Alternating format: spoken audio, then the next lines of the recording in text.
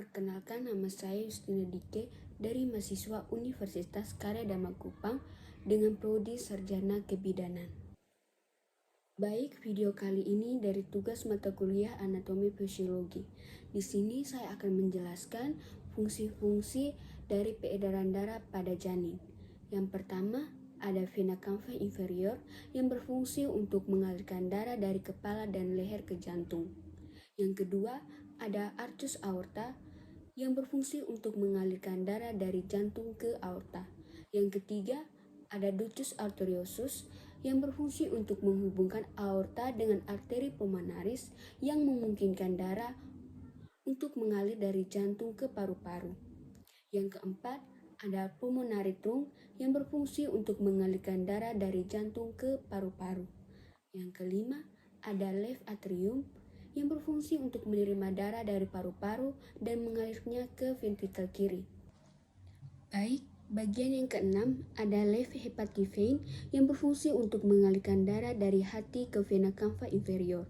Yang ketujuh ada ductus venosus yang berfungsi untuk menghubungkan vena umbilicalis dengan vena cava inferior yang memungkinkan darah untuk mengalir ke plasenta ke jantung. Yang kedelapan ada aorta yang berfungsi untuk mengalirkan darah dari jantung ke seluruh tubuh. Yang kesembilan ada gut yang berfungsi untuk menerima darah dari aorta dan mengalirnya ke usus. Yang ke-10 ada kidney yang berfungsi untuk menerima darah dari aorta dan mengalirkannya ke ginjal. Yang ke-11 ada internal ileus artery yang berfungsi untuk mengalirkan darah dari aorta ke panggul.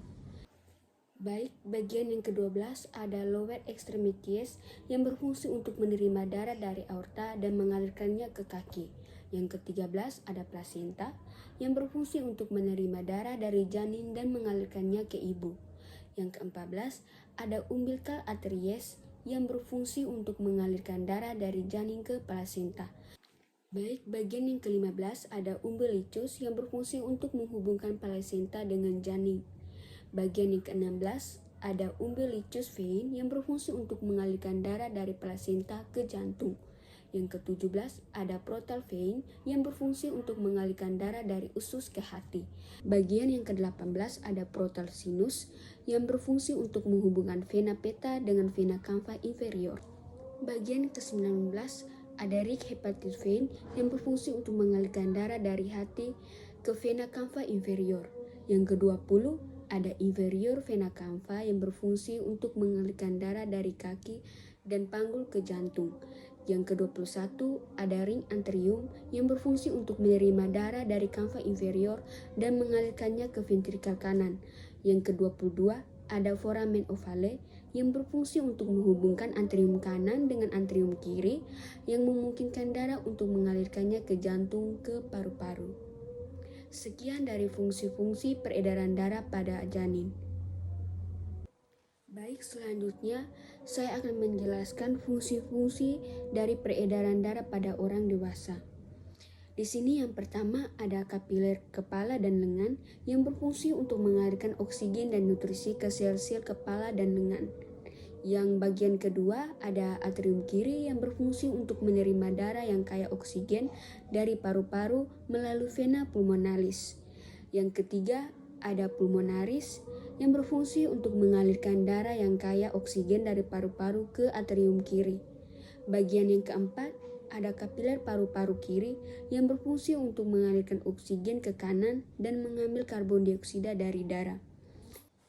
Bagian yang kelima ada vena pulmonalis yang berfungsi untuk mengalirkan darah yang kaya oksigen dari paru-paru ke atrium kiri. Bagian yang keenam ada serambi kiri yang berfungsi untuk menerima darah dari atrium kiri dan mengalirkannya ke bilik kiri. Bagian yang ketujuh ada bilik kiri yang berfungsi untuk mengalirkan darah ke aorta yang kemudian mengalirkan darah ke seluruh tubuh. Bagian yang kedelapan ada arteri yang berfungsi untuk mengalirkan darah yang kaya oksigen dari jantung ke seluruh tubuh. Baik, bagian ke-9 ada arteriole yang berfungsi untuk mengalirkan darah dari arteri ke kapiler. Bagian yang ke-10 ada kapiler darah perut dan kaki yang berfungsi untuk mengalirkan oksigen dan nutrisi ke sel-sel perut dan kaki.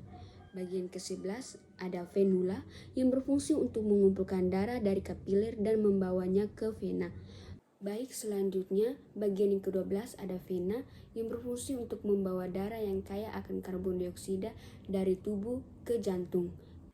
Baik, selanjutnya ada bagian yang ke-13 yaitu serambi kanan yang berfungsi untuk menerima darah yang kaya akan karbon dioksida dari tubuh melalui vena cava superior dan inferior. Bagian yang ke-14 ada kapiler paru-paru yang berfungsi untuk tempat pertukaran gas antara darah dan udara, yaitu oksigen masuk ke darah dan karbon dioksida keluar dari darah. Selanjutnya, bagian ke-15 ada arteri pulmonaris yang berfungsi untuk membawa darah yang kaya akan karbon dioksida dari jantung ke paru-paru untuk dioksidasi. Yang ke-16 ada vena cava superior yang berfungsi untuk membawa darah yang kaya akan karbon dioksida dari bagian atas tubuh ke serambi kanan. Bagian yang ke-17 adalah aorta yang berfungsi untuk membawa darah yang kaya akan oksigen dari jantung ke seluruh tubuh. Sekian dari fungsi-fungsi bagian peredaran darah pada orang dewasa. Sekian dan terima kasih dari video dari penjelasan tentang fungsi-fungsi peredaran darah pada janin dan pada orang dewasa. Sekian dan terima kasih.